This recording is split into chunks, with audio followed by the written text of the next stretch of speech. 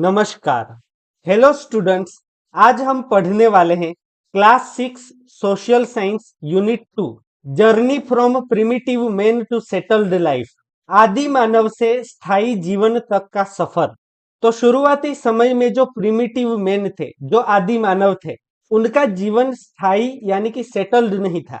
वो किसी भी एक जगह पर घर बनाकर वहीं पर नहीं रहते थे। वो एक जगह से दूसरी जगह भटकते रहते, जहां पर भी उन्हें कुछ शिकार करने के लिए मिल जाता, उसके अलावा जो फ्रूट्स और रूट्स वगैरह उन्हें मिलते थे, वो सारी चीजें अपने भोजन के लिए वो इकट्ठा करते थे। और जब उस जगह पर उनके खाने के लिए कुछ भी नहीं बचता, तो वो उस जगह से दूसरी जगह चले जाते थे। यानी कि ना तो उनके पास अपना कोई घर था, ना ही वो किसी जगह पर फार्मिंग करते थे। तो वो एक जगह पर रुक कर अपना जीवन नहीं बिताते थे। तो आदि मानव का यह जो भटकता हुआ जीवन था, उसके बाद वो एक समय पर किस तरह से सेटल्ड लाइफ की ओर, स्थायी जीवन की ओर आगे बढ़ा, उसके बारे में हम इस यूनिट में पढ़ने वाले हैं। Jaibir and his family were going from Gandhinagar to Jamnagar in train. तो जैसा कि आप यहाँ पर पिक्चर में देख सकते हैं कि जो जयबीर नाम का एक लड़का है, वो अपनी फैमिली के साथ, परिवार के साथ गांधीनगर से जामनगर ट्रेन में जा रहा है। Sitting near the window he saw trees, bullock carts, camel carts, rickshaw, bus, tractor etcetera. तो जैसा कि आपको पता है, जब भी हम बस से या ट्रेन से ट्रैवल करते हैं, तो अगर हम विंडो के पास बैठे हुए होते हैं, तो हम लोग अक्सर बाहर देखते रहते हैं। तो यहाँ पर जयबीर भी जो ट्रेन की विंडो के पास बैठा हुआ है, वहां से वो बाहर देख रहा था और उसने काफी सारे पेड़ देखे। उसके अलावा बुलोक कार्ट्स यानी कि जो बैलगाड़ी होती है, जो कि आप यहाँ पर देख सकते हैं, उसी तरह कैमल कार्ट्स यानी कि जो ऊंट गाड़ी होती है, रिक्शो, बस और ट्रैक्टर वगैरह कई सारे जो व्हीकल्स उसने ट्रेन की विंडो से बाहर देखे। He asked his uncle, when did this transportation start. तो जयबीर ने जब ये सारी चीजें देखी, बैलगाड़ी है, ऊंट गाड़ी, रिक्शो, बस और ट्रैक्टर वगैरह, तो वो अपने अंकल से पूछते हैं कि यह जो सारा ट्रांसपोर्टेशन है, जो वाहन व्यवहार हम बाहर देखते हैं, जो परिवहन के साधन है, काफी सारे व्हीकल्स होते हैं, इसकी शुरुआत कब हुई थी? क्या आदि मानव के समय से लोग इसी तरह के व्हीकल्स यूज किया करते थे? तो जयबीर को यहाँ पर काफी सारे क्वेश्चंस हो रहे हैं, जो कि वो अपने अंकल से पूछ रहे हैं। तो अंकल उन्हें जो आंसर देते हैं, तो जयबीर के साथ हम भी जानते हैं कि किस तरह से, किस वक्त इन व्हीकल्स की, जो कि ट्रांसपोर्टेशन के लिए हम यूज करते हैं, उनकी शुरुआत हुई थी। His uncle put his hand on his back and said. तो जयबीर के अंकल ने उसकी पीठ पे हाथ रखा और उसे बताया, train started in our country approximately 150 years back. कि हमारे देश में ट्रेन की शुरुआत लगभग 150 साल पहले हुई थी। Among all the vehicles which you are seeing on the road, the bullock cart is oldest.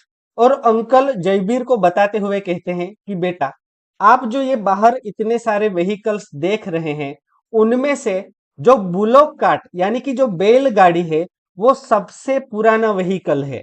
क्योंकि ये जो बाकी के सारे व्हीकल्स हैं, चाहे वो रिक्शो हो, बस हो या ट्रैक्टर हो या ट्रेन हो, इन सब की शुरुआत बहुत बाद में हुई थी। बुलोक कार्ट उसके काफी सारे वर्षों के पहले से यूज किया जाता था। और बुलोक कार्ट के भी पहले के समय में तो, before it, thousands of years back, men did not have any means of transportation। और बुलोक कार्ट के भी पहले तो जो प्रिमिटिव मैन था, उसके पास ट्रांसपोर्टेशन के लिए कोई भी व्हीकल्स नहीं हुआ करते थे। मीन्स ऑफ ट्रांसपोर्टेशन यानी कि जो वाहन व्यवहार के साधन होते हैं, तो इंसान के पास ट्रांसपोर्टेशन के लिए कोई भी व्हीकल नहीं हुआ करता था। He use to go from one place to another place on foot. तो जो उस समय के लोग थे, वो एक जगह से दूसरी जगह ऑन फुट यानी कि वो पैदल जाया करते थे।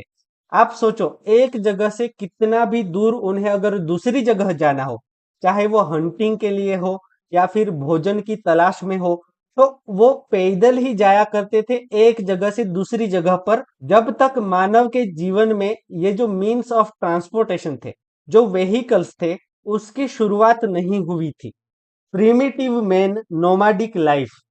अब हम देखते हैं कि जो प्रिमिटिव मैन यानी कि जो आदि मानव की नोमाडिक लाइफ थी। नोमाडिक यानी कि जो एक जगह से दूसरी जगह पर घूमते रहते थे। उनका जीवन जो कि भटकता हुआ जीवन था। ना तो उनके पास कोई एक जगह पर घर था, ना ही वो किसी जगह पर फार्मिंग करते थे, ना तो वो किसी जगह पर रहते थे, जिसे हम खाना बदोश जीवन भी कह सकते हैं। यानी कि वो भोजन की तलाश में किसी एक जगह पर जाते थे। वहां पर जो भी एनिमल्स उन्हें शिकार करने के लिए मिलते थे तो वो शिकार करके उन्हें खाते थे। उसके अलावा जो भी फ्रूट्स वगैरह और जो रूट्स वगैरह उन्हें मिलते थे उससे वो अपना पेट भरते थे। और जब उस जगह पर वो सारा भोजन अगर खत्म हो जाता था तो वो भोजन की तलाश में दूसरी जगह पर जाया करते थे। तो इस तरह से प्रिमिटिव मैन की लाइफ नोमैडिक लाइफ हुआ करती थी। यानी कि उनका जीवन जो कि एक जगह पर स्थायी नहीं था, वो एक जगह से दूसरी जगह घूमते रहते थे। Primitive man means people of very old time. Primitive man यानी कि जो आदि मानव है उसका मतलब है कि वो बहुत पुराने समय के लोग हुआ करते थे। Approximately 20 lakh years ago he led a nomadic life and spent his time by hunting। आज से करीबन 20 लाख साल पहले, आप सोचो, हम यहाँ पर अभी जो साल चल रहा है 2025, तो हम 2000 साल पहले की बात नहीं कर रहे हैं। हम बात कर रहे हैं 20 लाख साल पहले की। कि 20 लाख साल पहले जो प्रिमिटिव मैन थे, जो आदि मानव थे, उन्होंने नोमैडिक लाइफ की शुरुआत करी थी।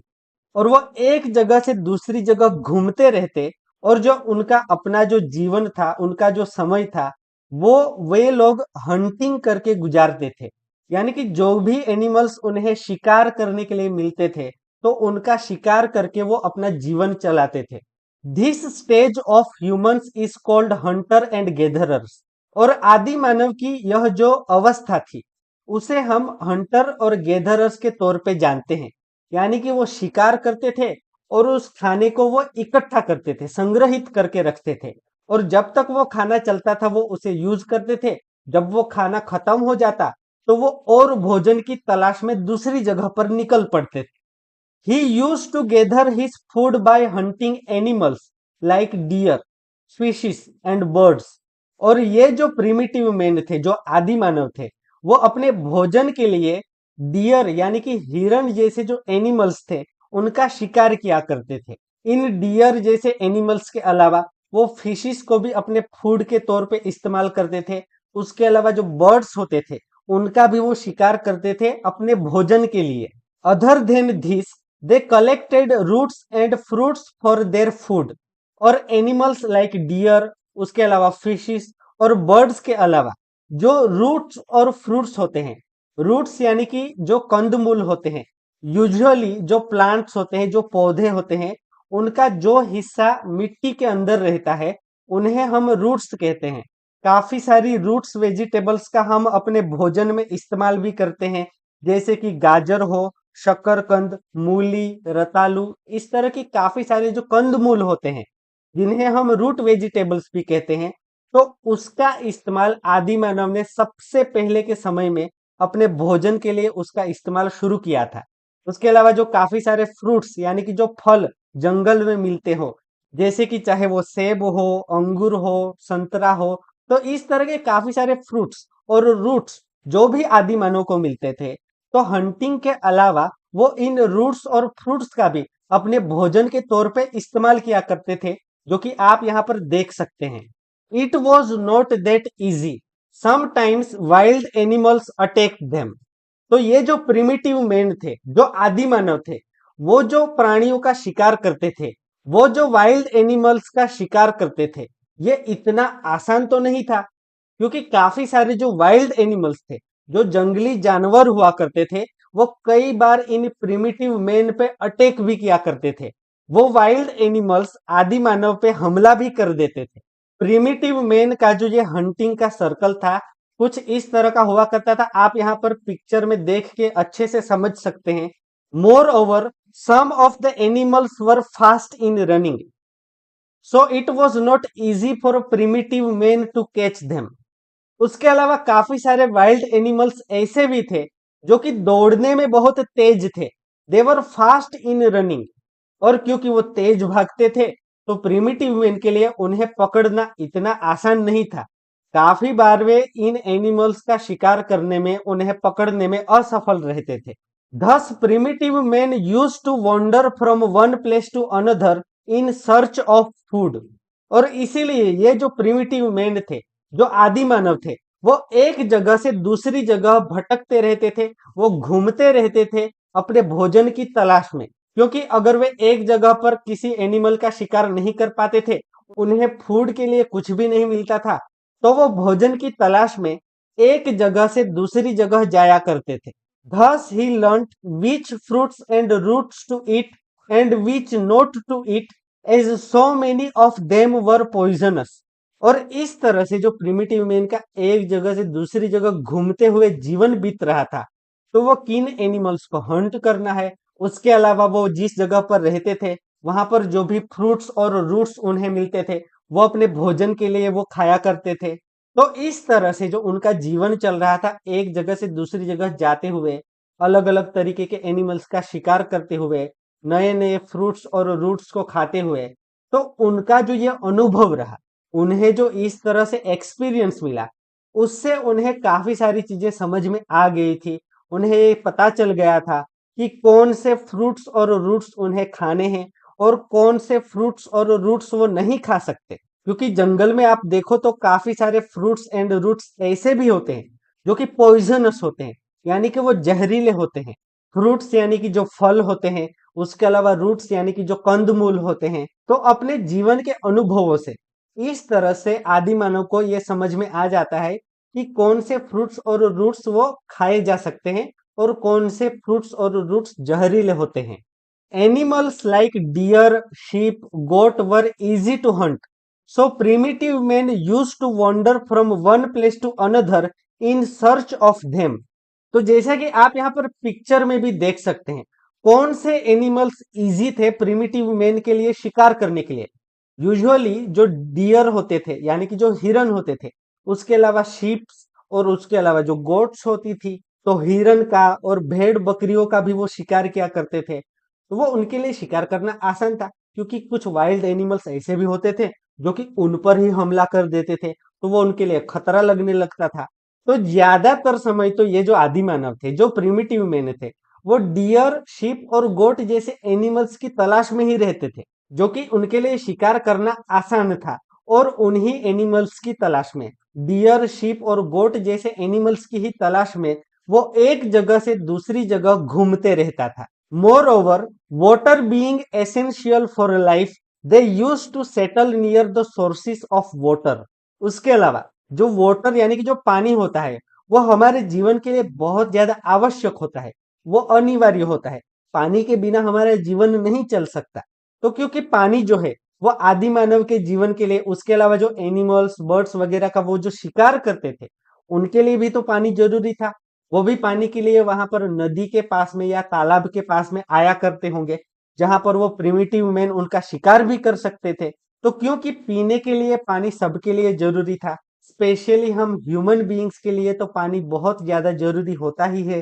तो प्रिमिटिव मैन जो थे, वो क्योंकि पानी जिंदगी के लिए बहुत ज्यादा जरूरी है, तो ऐसी जगहों पर वो रहा करते थे, ऐसी जगहों पर वो बसा करते थे जहां पर की जो वाटर के सोर्सेस थे, चाहे वो तालाब हो चाहे वो नदी हो, वो उनके आसपास में हुआ करते थे। तो जहां पर भी उन्हें पानी मिलता था, उन्हीं जगहों पर वे बसा करते थे। वहीं पर वे रुक कर कुछ समय के लिए, कुछ दिनों के लिए अपना जीवन वहीं पर बिताते थे। तो यहाँ पर जो इंट्रोडक्शन हमें दिया गया है, तो यहाँ पर हमें बताया गया है कि जो प्रिमिटिव मैन थे, जो आदि मानव थे, उनका जीवन किस तरह के हुआ करता था, उनका खाना किस तरह का था, वो किस तरह से जीवन जीते थे। तो आई होप आपको भी अच्छे से समझ आया होगा कि जो प्रिमिटिव मैन थे, उनका फूड, उनका भोजन और उनका लाइफस्टाइल उस समय पर, शुरुआती समय में किस तरह का हुआ करता था। Places of human habitation of primitive man in India. अब हम देखते हैं कि भारत में कौन कौन सी जगहों से आदि मानव यानी कि प्रिमिटिव मैन के जो निवास स्थान थे, उनके जो हैबिटेशंस थे, उनके प्रमाण हमें मिलते हैं।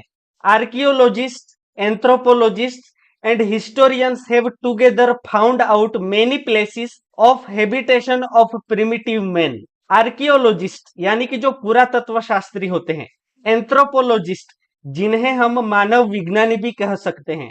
एंथ्रोपोलॉजिस्ट बेसिकली मनुष्य के बारे में, मानव विकास, मानव संस्कृति और मानव के जीवन में जो परिवर्तन हुआ है उसके बारे में स्टडी करते हैं। और हिस्टोरियंस यानी कि जो इतिहासकार होते हैं, इन्होंने साथ मिलकर भारत में आदि मानव के कई सारे निवास स्थान ढूंढ निकाले हैं।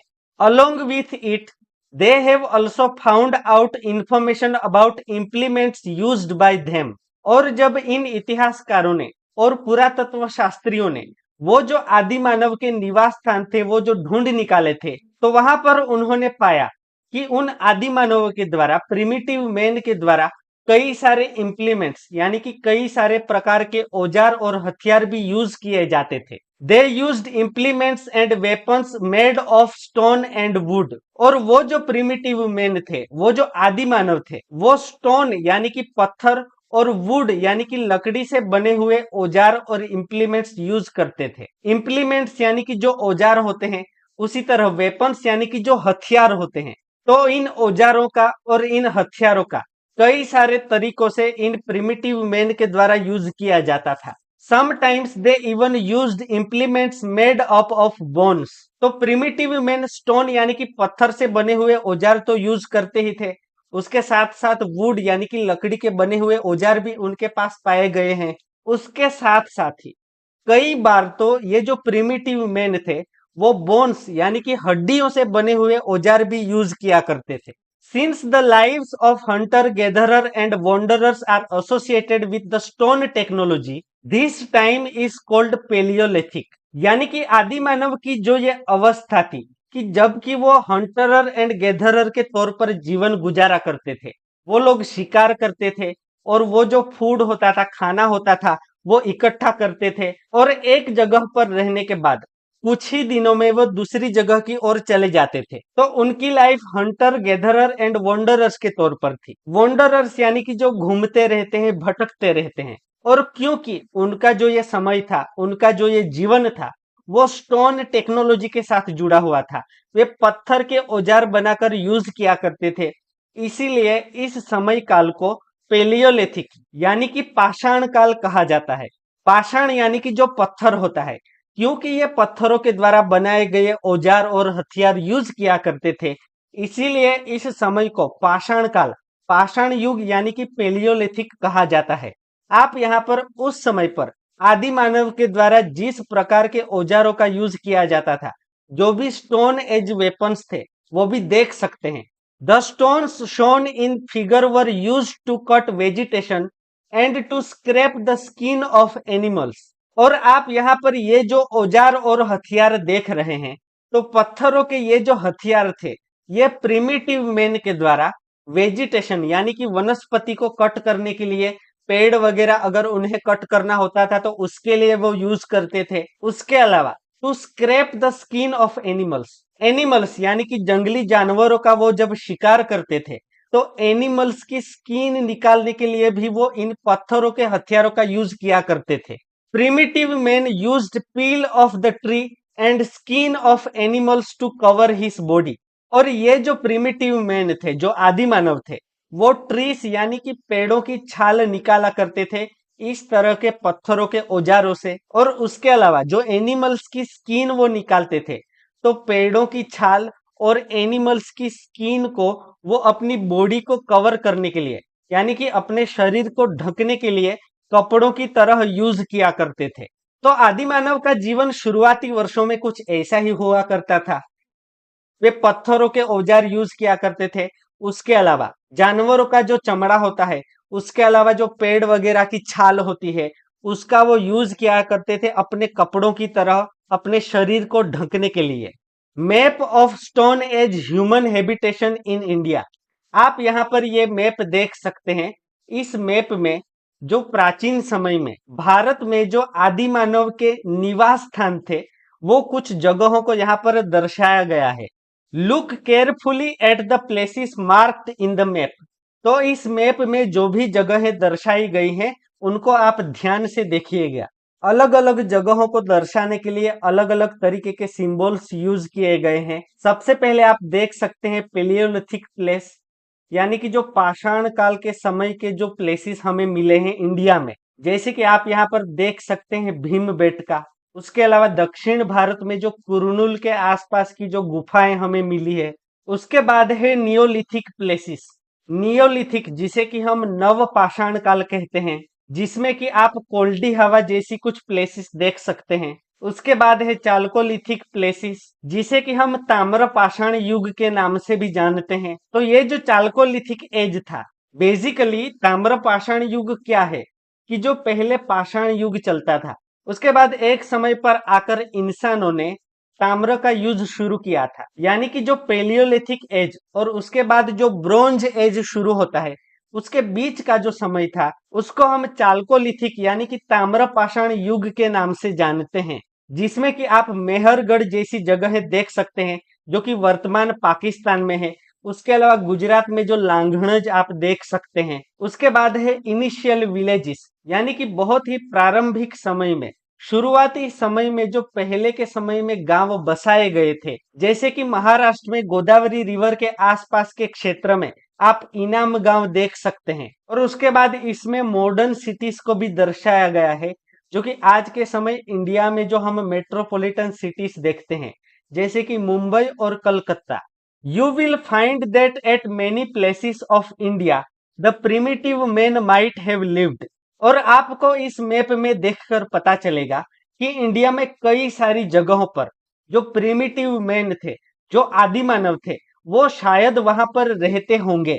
Few places are shown in the map but there are evidence of their habitat in many places in India. तो मैप में तो हमें यहाँ पर कुछ ही जगह दिखाई गई हैं, लेकिन ऐसी कई सारी और भी जगहें हैं कि जहां से हमें इंडिया में जो प्रिमिटिव मैन के जो हैबिटेशन हुआ करता था, उनका जो निवास स्थान हुआ करता था, उसके प्रमाण मिले हैं। तो यहाँ पर मैप में कुछ ही जगहों को दर्शाया गया है जो कि काफी इंपॉर्टेंट है। आप इस मैप को ध्यान से देख लीजिएगा।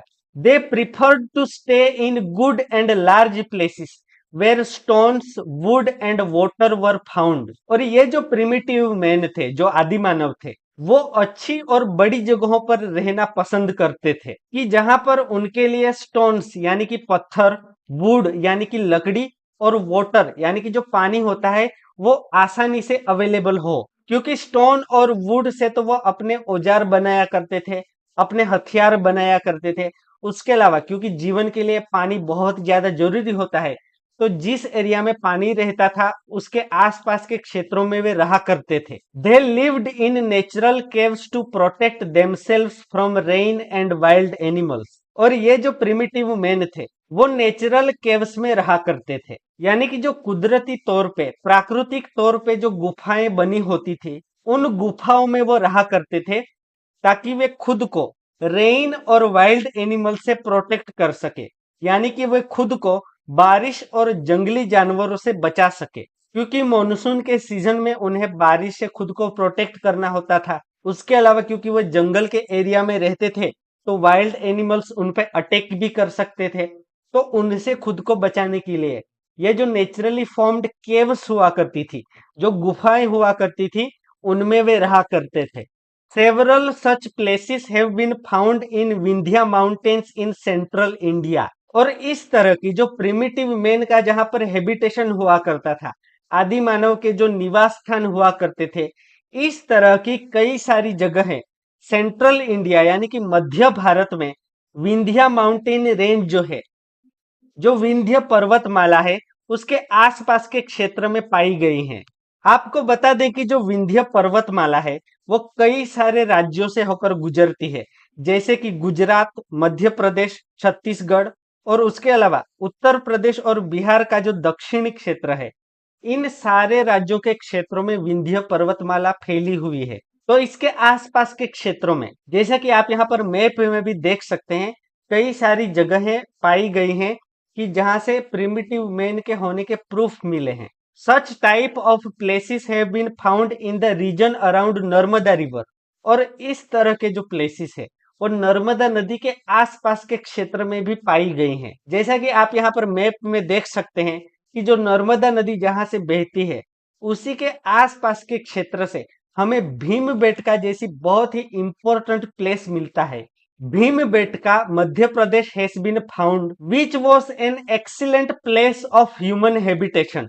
और मध्य प्रदेश में नर्मदा नदी के आसपास के क्षेत्र में जो भीमबेटका नाम की जगह हमें मिली है वो प्राचीन समय में ह्यूमन हैबिटेशन के लिए एक्सीलेंट प्लेस हुआ करता था। यानी कि यहाँ पर जो केव्स जो गुफाएं मिली है वो प्राचीन समय के लोगों के हिसाब से जो प्रिमिटिव मैन का समय था उस समय के लोगों के लिए रहने के लिए बहुत ही बढ़िया जगह हुआ करती थी। एक बहुत ही उत्तम प्रकार का मानव का निवास स्थान हम यहाँ पर देख सकते हैं। जैसा कि आप यहाँ पर इमेज में भी देख सकते हैं कि जो केव्स ऑफ भीमबेटका है जो कि मध्य प्रदेश में पाई गई हैं, ये आदि मानव के निवास स्थान का एक उत्तम उदाहरण है। In its caves near about 500 images of birds, deer, wooden spear, trees, humans etc drawn by the primitive men have been found, which are drawn with the help of natural colors। और भीमबेटका की जो ये गुफाएं हैं वहां पर हमें लगभग 500 के आसपास बर्ड्स यानी कि जो पक्षी होते हैं, उसके अलावा डियर यानी कि हिरन, वुडन स्पीयर यानी कि जो लकड़ी का भाला होता है, उसके अलावा ट्रीज जो कि पेड़ हैं, और ह्यूमंस यानी कि इंसानों के करीबन 500 चित्र हमें मिले हैं जो कि पूरी तरह से नेचुरल कलर्स के द्वारा यानी कि जो प्राकृतिक रंग होते हैं, जैसे कि कई सारी वनस्पतियां होती हैं जिनके फूलों से या जिनके पत्तों से हम कलर बना सकते हैं। उसके अलावा कई सारे जो स्टोन्स यानी कि पत्थर भी होते हैं जो कि डिफरेंट डिफरेंट कलर्स के होते हैं। तो इस तरह के जो नेचुरल कलर्स होते हैं जो कि प्राकृतिक रंग होते हैं उसका यूज करके ये जो प्रिमिटिव मैन थे, जो आदि मानव थे, उन्होंने भीमबेटका की गुफाओं में करीब 500 इमेजेस बनाए हैं जो कि आप यहाँ पर देख सकते हैं। आप सोचो ये इमेजेस कितने हजारों साल पुरानी है। उस समय पर वे जो लोग यहाँ पर रहा करते थे उन्होंने इस तरह के पेड़ पौधों से या स्टोन से जो नेचुरल कलर्स होते हैं उसका यूज करके यहाँ की दीवारों पे कुछ इस तरह के चित्र बनाए हैं जो कि आज भी मौजूद है। तो इस तरह से हम कह सकते हैं कि जो भीमबेटका मध्य प्रदेश में जगह है, यह भारत में जितनी भी आदि मानव के निवास स्थान की जगहें मिली हैं उनमें से एक एक्सीलेंट प्लेस यानी कि आदि मानव के निवास स्थान का एक उत्तम उदाहरण हुआ करता था जो कि वर्तमान में भी मौजूद है। और आप चाहें तो यहाँ पर कभी भी विजिट कर सकते हैं। तो आई होप आपको यहाँ पर अच्छे से समझ आया होगा कि इंडिया में जितनी भी प्रिमिटिव मैन के हैबिटेशन के जो प्लेसेस हमें मिले हैं वे किस तरह के हुआ करते थे और किन किन जगहों पर प्रिमिटिव मैन के हैबिटेशन के इंपॉर्टेंट प्लेसेस इंडिया में हमें देखने को मिलते हैं। Discovery of fire and wheel and there uses, आग और पहिए की खोज और उनके उपयोग। अब हम देखते हैं कि आदि मानव ने फायर यानी कि आग और व्हील यानी कि जो पहिया होता है, जो टायर होता है, उसकी खोज कब की थी और किस तरह से उसने आग और पहिए का उपयोग शुरू किया था।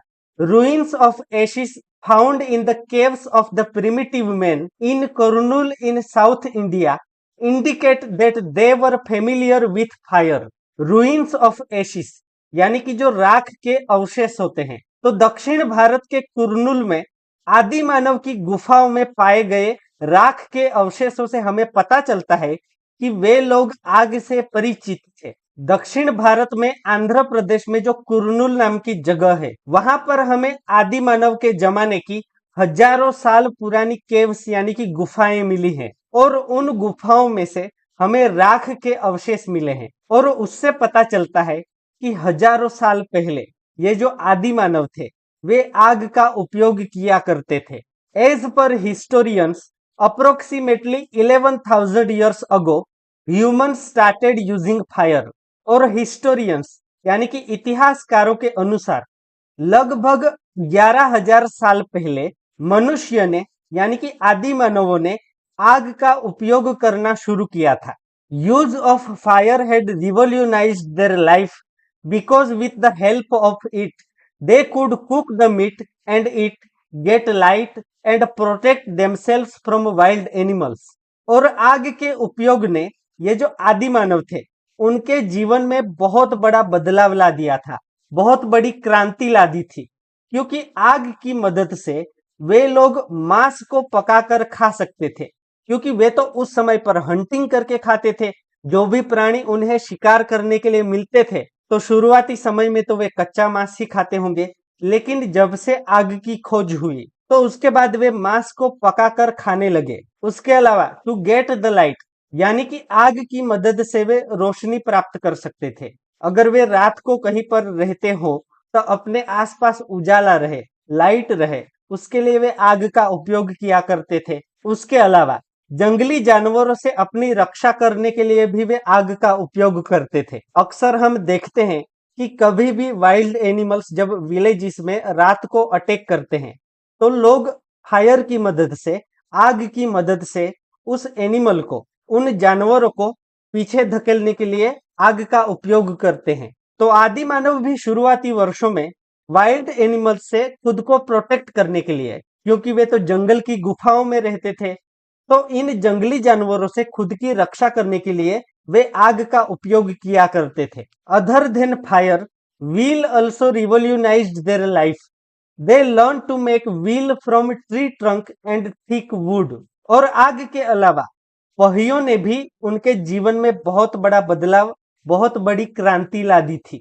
व्हील यानी कि जो टायर्स हम आज के समय में यूज करते हैं, तो पहिए की खोज से भी आदि मानव के जीवन में बहुत बड़ा बदलाव आया। और उन्होंने ट्री ट्रंक यानी कि जो पेड़ के तने होते हैं, जो पेड़ का धड़ होता है, जो कि कद में काफी बड़ा होता है, उसमें से, और उसके अलावा थिक वुड यानी कि जो मोटी लकड़ियां होती थी, उनमें से व्हील्स बनाना शुरू किया था। क्योंकि अगर आपको पहिया बनाना है तो आपको एक बड़ी लकड़ी चाहिए होगी, तो पेड़ के तने, ट्री ट्रंक्स और थिक वुड यानी कि जो मोटी लकड़ियां होती थी, उसका वे उपयोग किया करते थे। उनको कट करके उनमें से व्हील यानी कि पहिया, जो आज के समय में हम टायर्स बनाते हैं, तो उस तरह के व्हील्स वो उस समय पर बनाया करते थे।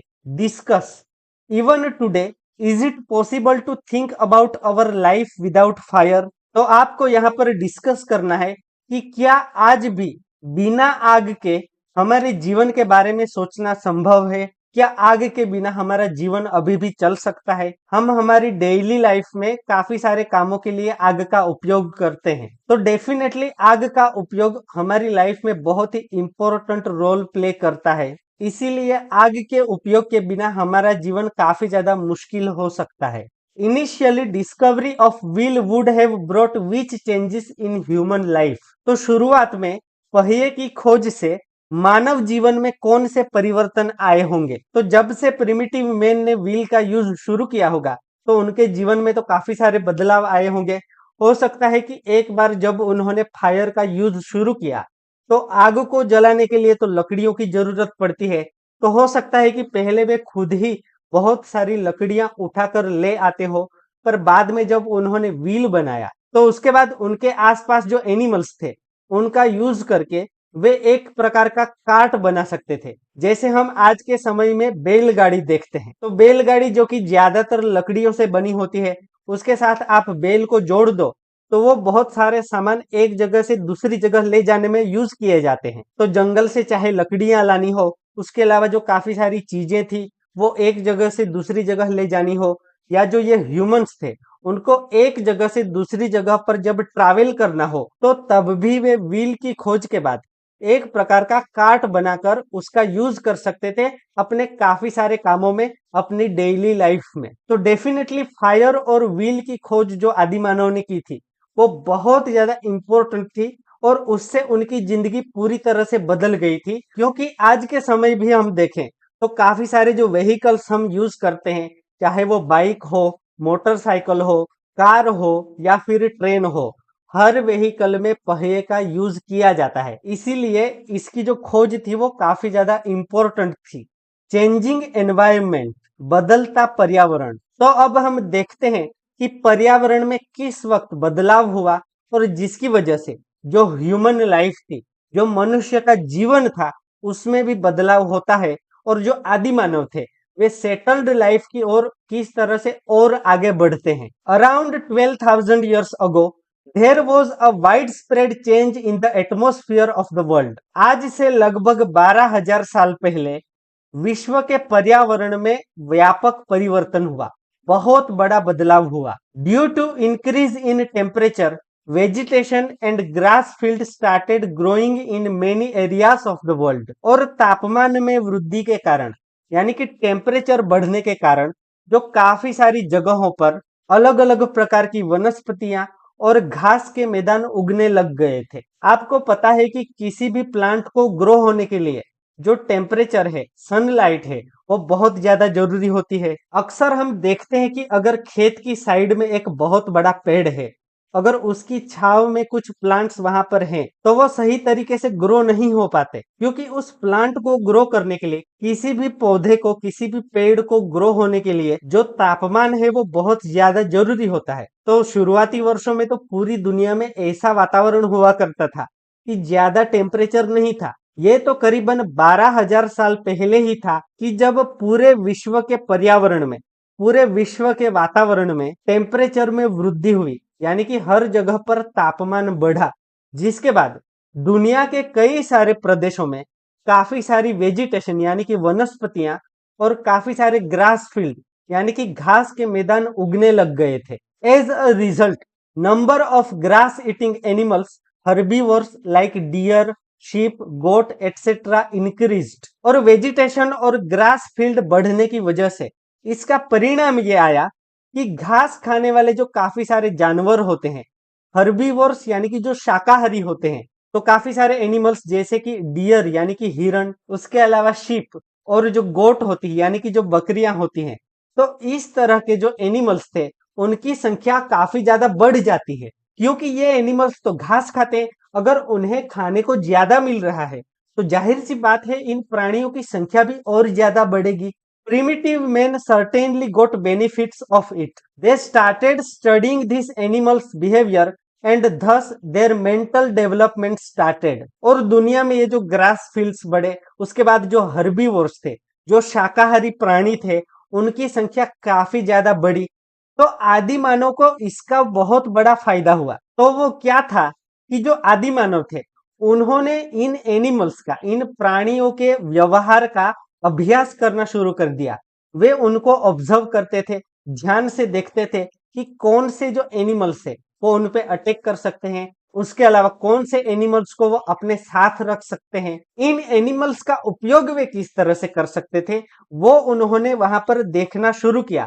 और इस तरह से ये जो आदि मानव थे उनका मेंटल डेवलपमेंट यानी कि उनका मानसिक विकास भी शुरू हुआ। They came in contact with grass, trees, vegetation as well as wheat, barley and other grains due to climate change. और वातावरण में आए परिवर्तन के कारण आदि मानव जो थे वे घास, ग्रास यानी कि घास, उसके अलावा वेजिटेशन यानी कि वनस्पति, और उसके साथ साथ जो व्हीट होता है और जो बार्ली होती है, बार्ली क्या होता है कि जो जौ होता है, तो इस तरह के जो काफी सारे जो अनाज थे उनके संपर्क में आए, क्योंकि तापमान में बदलाव के कारण काफी सारे वेजिटेशन ग्रो हुए थे, उसमें तो काफी सारे क्रॉप्स भी थे ना, काफी सारे पाक भी थे जिन्हें पकाकर हम खा सकते हैं। तो और पेड़ पौधों के साथ साथ वे व्हीट और बार्ली के बारे में भी जानने लग गए, क्योंकि वातावरण में उस समय पर बहुत बड़ा बदलाव हो रहा था। आप यहाँ पर देख सकते हैं किस तरह के व्हीट और बार्ली हुआ करते हैं। By using stones, women, men and children collected grains. Because of this curious instinct, slowly agriculture started in India. People started using stones to grow grains. और उसके बाद तो पत्थरों का उपयोग करके वहां की जो स्त्रियां थी, जो महिलाएं थे, उसके अलावा जो पुरुष थे और उनके साथ साथ उनके जो बच्चे थे, वो सब लोग वहां का जो अनाज था वो इकट्ठा करने लग गए, क्योंकि धीरे धीरे उनको समझ में आ गया कि इन चीजों को पका कर वे खा सकते हैं। तो वो इस तरह के अनाज जो थे वो इकट्ठा किया करते थे। और उनकी इस क्यूरियस इंस्टिंक्ट के कारण, उनकी इस जिज्ञासा वृत्ति के कारण भारत में धीरे धीरे एग्रीकल्चर यानी कि खेती की शुरुआत भी होती है। और उसके बाद तो इन लोगों ने जो पत्थर थे उनका उपयोग करके जो कि उन्होंने काफी सारे औजार भी बनाए थे खेती करने के लिए। तो उन पत्थरों के औजारों के उपयोग से उन्होंने हमारे देश में खेती करने की शुरुआत की थी और इस तरह से उन्होंने अनाज उगाना भी शुरू कर दिया था। They started growing grains near the banks of rivers and constructed their houses made up of mud, thatch and other materials in the nearby areas. तो उसके बाद तो उन्होंने रिवर बैंक्स यानी कि नदी के किनारे के आसपास के क्षेत्रों में अनाज उगाना भी शुरू कर दिया था। उसके अलावा उसी इलाके में वो लोग मड यानी कि जो मिट्टी होती है, उसके अलावा थेच यानी कि जो एक प्रकार का घास होता है, तो मिट्टी, घास और अन्य चीजों के उपयोग से उन्होंने अपने घर बनाना भी शुरू कर दिया था। आप सोचो, जिस वक्त इन्होंने फार्मिंग करना शुरू किया, जब से उन्होंने खेती करना शुरू किया नदी किनारे के आसपास के प्रदेशों में, तभी से उन्होंने उसी जगह पर घास और मिट्टी और लकड़ी इस तरह के कुछ चीजों का उपयोग करके घर बनाना भी शुरू किया और वो लोग वहां पर रहने लग गए। तो जो फार्मिंग थी यानी कि जो खेती थी, ये एक बहुत बड़ी वजह थी उनके जो स्थायी जीवन की शुरुआत हुई थी उसके लिए। As a result of it their nomadic life came to an end and started a settled life. तो इस तरह से उनकी जो नोमैडिक लाइफ थी, वो जो एक जगह से दूसरी जगह घूमते रहते थे, भटकते रहते थे, तो इस प्रकार के जो उनका जीवन था, इस तरह की जो लाइफ थी, वो अंत हो जाती है, वो बंद हो जाती है और उसके बाद उन्होंने सेटल्ड लाइफ यानी कि एक जगह पर रहकर स्थायी जीवन की शुरुआत की थी। द फर्स्ट कंपेनियन और friend of his settled life was a dog. और जो आदि मानव की सेटल्ड लाइफ की शुरुआत हुई थी, तब उनका सबसे पहला साथी या उनका सबसे पहला जो मित्र था वो डॉग था। क्योंकि डॉग्स को आप देखो तो वो लोग इंसानों के साथ रह लेते हैं। उसके अलावा जो काफी सारे, अगर उन पे कोई खतरा आता है, इंसानों पे कोई अटैक करने का ट्राई करता है, चाहे कोई एनिमल हो या कहीं और प्रकार का अटैक हो, तो ये जो डॉग्स है ना, वो इंसानों को, अपने मालिकों को प्रोटेक्ट भी किया करते हैं। काफी ज्यादा लॉयल जानवर होता है डॉग। तो जो इंसान का, आदि मानव का जब सबसे पहला सेटल्ड लाइफ की शुरुआत हुई थी, तो उसका सबसे पहला कंपेनियन यानी कि साथी और जो फ्रेंड हम कह सकते हैं, उनका जो मित्र था, वो एक डॉग हुआ करता था। Besides he was also familiar with sheep, goat, cow, buffalo, pig etcetera. Gradually they started adjusting with them too. तो डॉग के अलावा ये जो आदि मानव थे, वो और भी काफी सारे जो एनिमल्स थे उनसे भी परिचित थे, जैसे कि शिप, जो कि आज के समय भी हम पालते हैं। उसके अलावा जो गोट्स होती है, जो बकरियां होती है, काव यानी कि जो गाय होती है, बफेलोस यानी कि जो भैंस होती है, और उसके अलावा जो पिग्स होते हैं, तो वो भी उस समय पर जो इंसान जहां पर सेटल्ड लाइफ बसा कर रहता था, उनके साथ साथ रहा करते थे। हमारे लिए आज के समय में ये जानना काफी ज्यादा इंटरेस्टिंग और इम्पोर्टेंट भी है कि जब आदि मानव ने सबसे पहले एक जगह पर रहना शुरू किया था, तो सबसे पहले कौन से एनिमल्स थे जो कि उसके साथ में रहा करते थे या जिनको वो पाला करते थे। तो सबसे पहले तो डॉग था, उसके बाद थे शीप, गोट, काउ, बफेलो और पिग्स। और उसके बाद तो इन आदि मानवों ने धीरे धीरे उन एनिमल्स के साथ भी एडजस्ट करना शुरू कर दिया। These animals protected them from wild animals, thus they associated with animal husbandry also along with farming। और धीरे धीरे ये जो एनिमल्स थे, जो कि उनके आसपास रहा करते थे या उनके साथ में रहा करते थे, तो आदिमानव को भी वो भी हैबिचुअल हो गए ना, उनको भी आदत हो गई कि ये एनिमल्स तो उनके साथ ही रहेंगे। क्योंकि ये जो काफी सारे एनिमल्स थे ना, जैसे कि हमने पहले आपको बताया कि जो डॉग्स वगैरह थे, तो these animals protected them from wild animals. अगर कोई भी जंगली जानवर आकर उन पर अटैक करने की कोशिश करता था, तो डॉग्स वगैरह जो होते थे, वो इन आदि मानवों की रक्षा भी करते थे। अगर वे रात को सो जाया करते थे, तो डॉग्स वगैरह बाहर रहते होंगे ना, तो वो लोग डेफिनेटली उनको प्रोटेक्ट करेंगे। तो इस तरह से क्योंकि इन्होंने इन एनिमल्स के साथ रहना शुरू किया, तो पहले क्योंकि वो ऑलरेडी फार्मिंग तो शुरू कर चुके थे, वो लोग खेती करना तो शुरू कर चुके थे, तो खेती के बाद उन्होंने एनिमल हस्बेंड्री भी शुरू कर दिया। एनिमल हस्बेंड्री यानी कि पशुपालन भी उन्होंने शुरू कर दिया। क्योंकि उनके पास गोट्स हुआ करती थी, काव हुआ करती थी, बफेलो हुआ करती थी। आज के समय भी आप देखो तो विलेजेस में काफी सारे लोग एनिमल हस्बेंड्री करते हैं, उनके पास काव्स होती हैं या गोट्स होती हैं। तो इस तरह से जो पशुपालन है वो आज भी हम देखते हैं। तो आदि मानव ने क्योंकि इन लोगों के साथ रहना शुरू किया, तो इन एनिमल्स को साथ रहकर उन्होंने पशुपालन भी खेती के साथ साथ में शुरू कर दिया था। However, research is being carried out to find out how long he had been using animals to get milk. हालांकि आज भी इस बात पर रिसर्च किया जा रहा है, शोध की जा रही है कि वे दूध पाने के लिए इन पशुओं का उपयोग कब से कर रहे थे। क्योंकि जैसे कि आज के समय में हम देखें तो मेन रीजन क्या है एनिमल हस्बेंड्री का, to get milk from these animals, right. जो गोट होती है या जो काव होती है या जो बफेलो होते हैं, तो हम उनसे दूध निकालते हैं, इसीलिए तो उनको अपने साथ रखते हैं। तो एग्जैक्टली हमें पता नहीं है कि कब से प्रिमिटिव मैन ने इन एनिमल्स को मिल्क के लिए रेयर करना या मिल्क के लिए एनिमल हस्बेंड्री करना शुरू किया था या मिल्क के लिए उन्हें पालना शुरू किया था। तो इसके बारे में रिसर्च जारी है, क्योंकि हमें एग्जैक्टली पता नहीं है कि कितने हजार साल पहले से ये लोग उनसे मिल्क निकाला करते थे। तो आई होप आप यहाँ पर समझ चुके होंगे कि किस तरह से प्रिमिटिव मैन ने सबसे पहले जो फायर और व्हील था उसका उपयोग शुरू किया था, किस तरह से उन्होंने उसकी डिस्कवरी की थी और उसका यूज शुरू किया था। उसके अलावा जब एनवायरमेंट में, वातावरण में, पर्यावरण में जब बदलाव हुआ, तो उसके बाद उन्होंने किस तरह से फार्मिंग करना शुरू किया। उसके साथ साथ काफी सारे एनिमल्स जो उनके साथ रहा करते थे, यानी कि खेती के साथ साथ उन्होंने पशुपालन की भी शुरुआत की थी। और शुरुआती समय में प्रिमिटिव मैन के साथ कौन कौन से जो एनिमल्स थे वो उनके साथ रहा करते थे। और उसके बाद ये जो प्रिमिटिव मैन थे, ये खेती के साथ साथ पशुपालन करते हुए अपने स्थायी जीवन की तरफ, सेटल्ड लाइफ की ओर किस तरह से आगे बढ़ रहे थे। Settled life, food, shelter, clothing.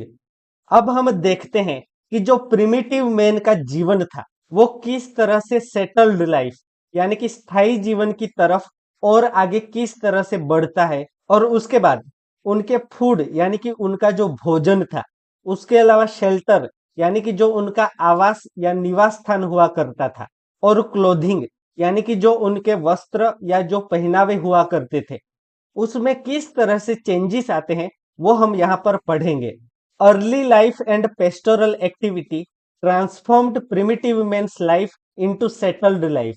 तो आदि मानव के शुरुआती जीवन में जो कृषि यानी कि खेती की शुरुआत हुई थी, उसके बाद जो पेस्टोरल एक्टिविटी यानी कि जो पशुपालन की प्रवृत्ति वो किया करते थे, वो कई सारे पालतू जानवरों को पाला भी करते थे। तो उनकी इस खेती और पशुपालन की प्रवृत्ति ने आदि मानव के भटकते हुए जीवन को स्थायी जीवन में बदल दिया। We know that agricultural land can not be left out because it takes some time for crops to grow, it needs water and crops have to be harvested when grains are ready. तो हम सब जानते हैं कि जो खेती की जमीन होती है उसको छोड़कर नहीं जाया जा सकता, क्योंकि उसमें फसल उगने में कुछ समय लगता है। अगर हम लोग कहीं पर खेती करते हैं तो बीज को बोने के बाद हम वहां पर उसे छोड़कर नहीं जा सकते, क्योंकि जो क्रॉप्स यानी कि जो फसल होती है उसको उगने में कुछ समय लगता है। उसके अलावा उसे बीच में पानी की जरूरत भी पड़ती है, हमें क्रॉप्स को, फसल को पानी देते रहना पड़ता है। और उसके बाद जब अनाज तैयार हो जाता है, ग्रेन जब रेडी हो जाता है, तो उसके बाद उसको हार्वेस्ट भी करना पड़ता है। हार्वेस्ट करना यानी कि जो फसल को काटना होता है। This process led to the beginning of the settled life in India. तो यह जो सारी प्रक्रिया थी कि आदि मानव एक जगह पर बीज बोता था, वहां पर फसल को उगने में टाइम लगता था, उसको वहां पर बाद में प्लांट्स को पानी भी देना पड़ता था, और जब अनाज उग कर तैयार हो जाता था तो फसल को काटना भी होता था। तो यह जो सारी प्रोसेस थी, क्योंकि इसकी वजह से आदि मानव को एक ही जगह पर रहना पड़ता था, जब तक अनाज रेडी न हो जाए तब तक उसको वहां पर वेट करना पड़ता था। तो इस प्रोसेस की वजह से, इस प्रक्रिया की वजह से भारत में आदि मानव के स्थायी जीवन की शुरुआत होती है। He also started making earthen pots for the storage of grains. इसके अलावा जो आदि मानव थे उन्होंने अनाज को संग्रह करने के लिए मिट्टी के बर्तन बनाना भी शुरू कर दिया था। जैसा कि आप यहाँ पर देख सकते हैं कि जो मिट्टी के बने हुए बर्तन किस तरह के होते हैं। तो इस तरह के मिट्टी के बर्तन में वो अनाज को संग्रह करके रखा करते थे, क्योंकि खेती की शुरुआत तो हो चुकी थी। तो सारा क्रॉप जो रेडी होगा उसको कहीं ना कहीं तो वो संभाल कर रखेंगे। तो इस तरह के मिट्टी के बने हुए पोट्स में, मिट्टी के बने हुए बर्तनों में वे अनाज को संग्रह किया करते थे। As the wandering life came to an end, there was a widespread change in their food habits, clothes and shelter. और खेती की शुरुआत के बाद जैसे जैसे आदि मानव का जो भटकता हुआ जीवन था उसका अंत आता है, जो भटकता हुआ जीवन था वो समाप्त होता है, उसके बाद उनकी फूड हैबिट्स यानी कि उनका जो भोजन खान पान हुआ करता था, उसके अलावा क्लोथ्स यानी कि जो उनके कपड़े या पहनावा हुआ करता था, और उनका शेल्टर यानी कि उनका जो आवास या निवास स्थान या जो घर हुआ करता था, उसमें भी बहुत बड़े बदलाव होते हैं। Along with wheat, barley, meat, they started eating fish and fruits found near their settlements. तो पहले से ही क्योंकि वे वीट बार्ली और मीट का अपने भोजन के लिए इस्तेमाल किया करते थे। वीट आपको पता है, उसके अलावा बार्ली यानी कि जो जौ होता है, उसके अलावा मीट यानी कि जो शिकार करके मांस वो खाया करते थे। तो उसके साथ साथ जब वो नदी किनारे के क्षेत्रों में रहने लगे, तो जैसा कि आप यहाँ पर पिक्चर में भी देख सकते हैं कि जो फिशिस उनको मिलती थी, तो मछलियों का भी वे उपयोग करने लग गए अपने खुराक के तौर पे। उसके साथ साथ जिस एरिया में वो रहते थे, तो उनके आसपास जो फ्रूट्स उन्हें मिलते थे, तो इस तरह से वीट बार्ली और मीट के अलावा मछली और जो फल उन्हें मिलते थे, उसका भी वे भोजन के तौर पर इस्तेमाल करने लगे थे। He lived in houses made up of mud, thatch and other such materials. और शुरुआती समय में उनके जो घर थे वो मड यानी कि जो मिट्टी होती है, उसके अलावा थेच यानी कि जो घास होता है, तो इस तरह की कुछ सामग्रियों से वो अपना घर बनाया करते थे। जैसा कि आप यहाँ पर देख सकते हैं, जैसे एक तरह की जो झोपड़ी होती है, उस तरह के घरों में वो शुरुआती समय में रहा करते थे। ही डिड एग्रीकल्चर, उसके अलावा वो वहां पर खेती भी करना उन्होंने शुरू कर दिया था। तो खेती करने के लिए वो काफी सारे औजारों का इस्तेमाल भी किया करते थे। He made farming implements of stone which included spade, chisel and sickle. तो शुरुआती समय में तो खेती के लिए जो उनके औजार हुआ करते थे, वो भी पत्थर से बने हुए होते थे, स्टोन से बनाए गए हुए होते थे, जो कि कुछ इस तरह के हुआ करते थे। वो भी आप यहाँ पर देख सकते हैं, जिसमें कि हुआ करते था स्पेड। स्पेड यानी कि जो कुदाली या फावड़ा होता है, उसके अलावा चीजल यानी कि जो छेनी होती है, और सिकल यानी कि जो दरांती होता है। तो इस तरह से पत्थर और लकड़ियों से बने हुए जो औजार थे, वो खेती करने के लिए वे उपयोग किया करते थे। The following table shows us the places in India where grains, shelter, weapons and remains of animals have been found. तो यहाँ पर हमें एक टेबल या चार्ट दिया गया है, जिसमें कि इंडिया में कुछ ऐसे प्लेसेस को दर्शाया गया है कि जहां से हमें ग्रेन्स यानी कि जो अनाज होता है, उसके अलावा शेल्टर यानी कि जो उनका आवास निवास स्थान या घर कह सकते हैं, उसके अलावा वेपन्स यानी कि जिन हथियारों का उनके द्वारा उपयोग किया जाता था, और रिमेन्स ऑफ एनिमल्स यानी कि जो प्राणियों के अवशेष हमें मिले हैं, तो वो किन किन जगहों से पाए गए हैं वो हम यहाँ पर देख सकते हैं। तो सबसे पहले है वीट बार्ली शीप गोट और स्टोन इम्प्लीमेंट्स हमें कहाँ से मिले हैं। तो वो जगह है मेहरगढ़, जो कि वर्तमान में पाकिस्तान में है। मेहरगढ़ में आप देखो तो प्राचीन भारत के इतिहास में सबसे पहले जो फार्मिंग और पशुपालन की प्रवृत्ति की शुरुआत हुई थी, तो उसके प्रमाण हमें मेहरगढ़ से ही मिलते हैं। तो मेहरगढ़ से हमें काफी सारी चीजें मिली हैं, जैसे कि वीट और बार्ली। बार्ली यानी कि जो जौ होता है, उसके अलावा शीप और गोट, गोट यानी कि जो बकरियां होती है, और जो स्टोन इम्प्लीमेंट्स थे यानी कि जो पत्थर के औजार हुआ करते थे, जिससे वो खेती किया करते थे। उसके बाद है rice and bones of animals. तो राइस के अलावा जो बोन्स ऑफ एनिमल्स यानी कि जो जानवरों की हड्डियां हुआ करती थी, वो हमें कोल्डी हवा उत्तर प्रदेश से मिली है। उसके बाद हम देखें तो राइस शीप गोट और स्टोन इम्प्लीमेंट्स हमें महागढ़ा, जो कि उत्तर प्रदेश में ही एक जगह है, वहां से मिले हैं। फिर हम गुजरात की बात करें तो यहाँ से हमें ह्यूमन सेटलमेंट यानी कि जो इंसानों की बस्ती हुआ करती थी, काफी सारे घर एक ही जगह से मिले हैं। शायद वहां पर एक बस्ती में लोग इकट्ठा रहा करते होंगे। उसके अलावा राइनो यानी कि जो गेंडा होता है उसके भी अवशेष मिले हैं। जैसे कि हमने देखा कि हम यहाँ पर जो प्राणियों के अवशेष मिले हैं उनकी भी जगहों की बात कर रहे हैं। तो गुजरात में जो लांघणज नाम की जगह है वहां से हमें ह्यूमन सेटलमेंट और राइनो के अवशेष मिले हैं। उसके बाद हम बात करें तो वीट, लेंटिल, डॉग्स और पीट हाउसेस। तो वीट तो आपको पता है, लेंटिल यानी कि जो मसूर होता है, मसूर की दाल आप सबको पता है। उसके अलावा जो डॉग्स होते हैं और पीट हाउसेस यानी कि जो गड्ढे वाले घर हुआ करते थे। तो ये हमें मिले हैं बुर्जहोम और गुफक्राल नाम की जगह से, जो कि वर्तमान में कश्मीर में है। उसके बाद बफेलो, बुल और इम्प्लीमेंट्स के जो अवशेष हैं, बफेलो यानी कि जो भैंस होती है, उसके अलावा बुल यानी कि जो बैल होता है, और इम्प्लीमेंट्स यानी कि जो औजार हुआ करते थे, वो हमें चिरांद बिहार से भी मिले हैं। यानी कि उन जगहों पर ये इस तरह के एनिमल्स को पाला करते थे। We get information about their human settlements and cattle rearing from places like Burzahom, Gufkral, Hurangi, Mehrgarh, Langhnaj and Bhimbetka which were discovered by our archaeologists.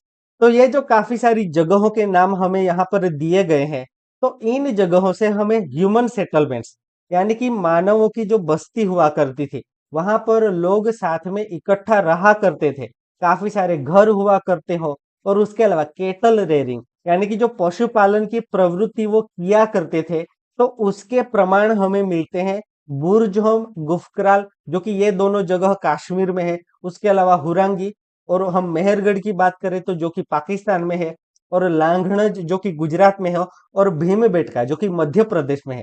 तो इन सारी जगहों पर आर्कियोलॉजिस्ट ने काफी सारा सर्वे किया और उन्होंने डिस्कवर किया कि यहाँ पर ह्यूमन सेटलमेंट्स यानी कि जो मानवों की बस्ती थी वो हुआ करती थी, और केटल रेयरिंग यानी कि पशुपालन की प्रवृत्ति वो किया करते थे।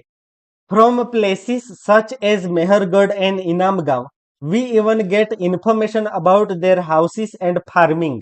तो ये जो काफी सारे इंडिया के प्लेसेस हमने देखे, उनमें से भी मेहरगढ़ और इनामगांव जैसी जो जगह है, एक काफी ज्यादा इंपॉर्टेंट है, क्योंकि वहां से हमें उनके घर मिले हैं, जो प्रॉपर हाउसेस हुआ करते थे। और उसके अलावा इस बात के प्रमाण मिले हैं कि वो वहां पर फार्मिंग किया करते थे।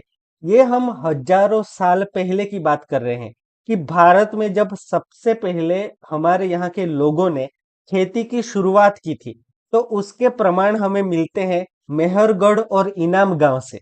दे use to grow grains like barley and bajra. Sharp stone implements have been found from places like Mehergarh and Inamgaon. These might have been used for farming. और वे वहां पर किन क्रॉप्स की फार्मिंग किया करते थे? तो they use to grow grains like barley and bajra. Barley यानी कि जो जौ होता है, जो जौ होता है, और बाजरा तो आप सबको पता है, बाजरे की रोटियां हमारे यहाँ खाई जाती है। उसके अलावा वहां पर काफी सारे शार्प स्टोन इम्प्लीमेंट्स भी मिले हैं, यानी कि जो पत्थर के बने हुए जो औजार हुआ करते थे। जैसे कि अभी अभी थोड़ी देर पहले हमने जो स्पेड, चीजल और जो सिकल होता है, ऐसे स्टोन इम्प्लीमेंट्स की बात की, तो इस तरह के औजार मेहरगढ़ और इनाम गांव से मिले हैं। और ये जो सारे औजार थे, वो डेफिनेटली उनके जो फार्मिंग का काम था उसके लिए यूज किए जाते थे, जो पत्थर के बने हुए औजार होते थे। मेहरगढ़ में be considered to be the oldest village of ancient India. और मेहरगढ़ को प्राचीन भारत का सबसे पुराना गांव माना जा सकता है, क्योंकि मेहरगढ़ में जो चीजें मिली है उनके प्रमाण सबसे पुराने हैं। शायद वहां पर जो खेती की शुरुआत हुई, वहां से जो स्टोन इम्प्लीमेंट्स मिले, तो वो सबसे पुराने हुआ करते हैं। इसीलिए हम कह सकते हैं कि मेहरगढ़ भारत का सबसे पुराना गांव हुआ करता था। You see Mehrgarh in the map. Farming of barley and wheat started from here. तो मेहरगढ़ वर्तमान समय में हम देखें तो पाकिस्तान में है। और क्योंकि भारत में आजादी से पहले तो भारत और पाकिस्तान ये एक ही देश हुआ करते थे, तो ये जो पूरा इंडियन सब कॉन्टिनेंट है, जो भारत के आसपास के जो सारे देश हैं, तो हम जो भारतीय संस्कृति की बात करें तो प्राचीन भारत तो बहुत विशाल हुआ करता था।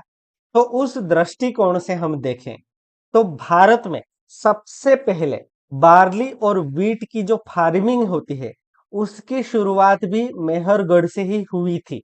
दे reared sheep and goat, they did farming and stored grains, bones of animals have been found here. They lived in rectangular houses. Small barns have also been found in these houses. तो यहाँ पर हम मेहरगढ़ की बात कर रहे हैं।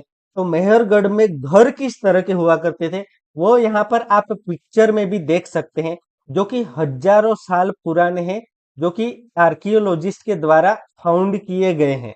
और मेहरगढ़ से हमें प्रमाण मिलता है कि वहां पर वे शीप और गोट को पाला करते थे और उसके साथ साथ वे वहां पर फार्मिंग यानी कि खेती भी करते थे। और खेती करने के बाद जो क्रॉप्स रेडी होता था, जो फसल इकट्ठा होती थी, उसको वो स्टोर करके संग्रह करके भी रखा करते थे। इसके अलावा यहाँ पर काफी सारे एनिमल्स के बोन्स भी मिले हैं, जैसा कि आप यहाँ पर देख सकते हैं कि वो ऑलरेडी शीप और गोट को तो पाला ही करते थे। तो इस तरह के कुछ एनिमल्स के भी वहां पर उनकी हड्डियां मिली है। और जैसा कि आप यहाँ पर पिक्चर में भी देख सकते हैं कि वो रेक्टेंगुलर हाउसेस में रहा करते थे। रेक्टेंगुलर यानी कि जो समकोण या जो लंबचौरस घर हुआ करते थे। उसके अलावा उनके घरों में स्मॉल बांस भी देखी गई है। बांस यानी कि जो कोठार होता है, जो बखार होती है या जो खलिहान होता है, उसे भी हम बांस कह सकते हैं। कि जिस खलिहान में या जिस बखार में जिनमें कि पशुओं को या तो रखा जा सकता है या फिर खेती के औजार रखे जा सकते हो या फिर जो कटी हुई फसल होती है उसको भी हम अक्सर इस तरह के कोठार में रखते हैं। तो जो कोठार या बखार या जो खलिहान होता है तो उसके भी प्रमाण हमें मेहरगढ़ से मिले हैं। According to the evidences found in Mehrgarh, they honoured the dead by burying them. और मेहरगढ़ में हमें जो प्रमाण मिले हैं, जो साक्ष्य या जो सबूत मिले हैं, उससे हमें पता चलता है कि वहां पर जो मृतक होते थे, जिनकी मृत्यु हो जाती थी, उन्हें सम्मान पूर्वक दफनाया जाता था। बरी करना यानी कि जो दफनाना होता है। आज के समय में हम देखें तो भारत में भी मृत्यु के बाद इंसान की जो अंतिम विधि होती है वो अलग अलग संस्कृति के हिसाब से अलग अलग तरीके से की जाती है। पर मेहरगढ़ की बात करें तो सबसे पहले जो भारत का सबसे पुराना गांव था, वहां पर कुछ इस तरह की व्यवस्था थी कि जिनकी भी डेथ हो जाती थी उन्हें सम्मान पूर्वक दफना दिया जाता था। Many such evidences have been found here. Evidence has been found at one place that goat was also buried along with men. This suggests their belief that there is life after death also. तो लोगों को दफनाने के तो काफी सारे प्रमाण हमें मेहरगढ़ में मिले हैं, लेकिन एक जगह पर हमें इस बात के भी प्रमाण मिले हैं कि इंसान के साथ साथ वहां पर गोट यानी कि बकरी को भी दफनाया गया है। और इस बात से हमें पता चलता है कि उनकी जो मान्यता थी, उनकी जो बिलीफ थी कि मृत्यु के बाद भी जीवन हुआ करता है। यानी कि उनको लगता था कि मरने के बाद इंसान की नई जिंदगी शुरू होती है, वे एक नई दुनिया में जाते हैं, वहां पर नए सिरे से उनके जीवन की शुरुआत होती है। और आपको भी ये जानकर आश्चर्य होगा कि जो मेहरगढ़ के लोग थे, ये मृतक इंसान के साथ साथ जो बकरी को दफनाया करते थे, उसके पीछे उनकी मान्यता ये थी कि मृत्यु के बाद इंसान की जब और लाइफ शुरू होती है तो उस वक्त उसको भोजन की कमी ना हो, उसको भूख लगेगी तो वहां पर भी उसको खाना चाहिए होगा। तो मृत्यु के बाद भी नया जो जीवन शुरू होता है वहां पर उसको भोजन की कमी ना हो, उसको खाना मिलता रहे, इस तरह के आशा और विश्वास के साथ वे डेड इंसान के साथ, मृत व्यक्ति के साथ बकरियों को भी दफनाया करते थे।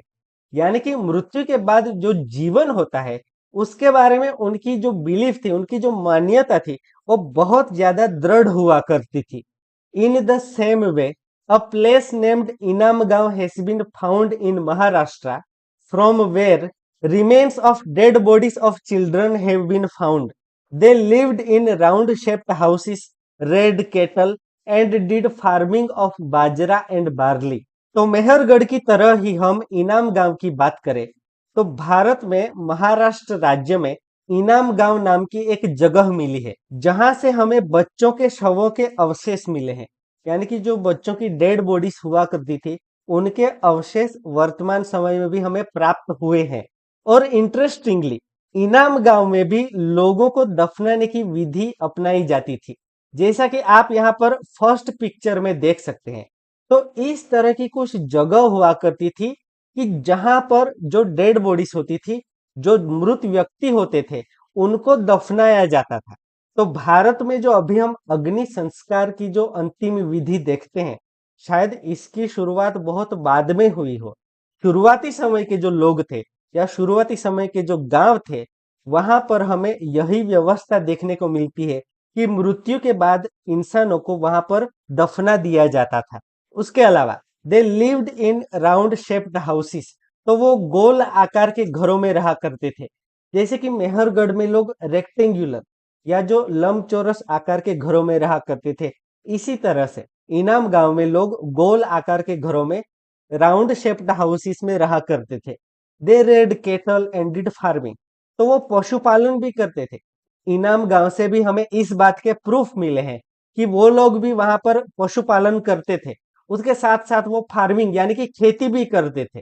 और मेहरगढ़ की ही तरह इनाम गांव में भी शुरुआती समय में बाजरा और बार्ली की खेती की जाती थी, यानी कि वह बाजरा और जव की खेती किया करते थे। आप यहाँ पर जो सेकंड पिक्चर में देख रहे हैं, ये कुछ मिट्टी से बने हुए बर्तन हैं जो कि इनाम गांव से प्राप्त हुए हैं। इसके अलावा और भी काफी सारी चीजें हैं।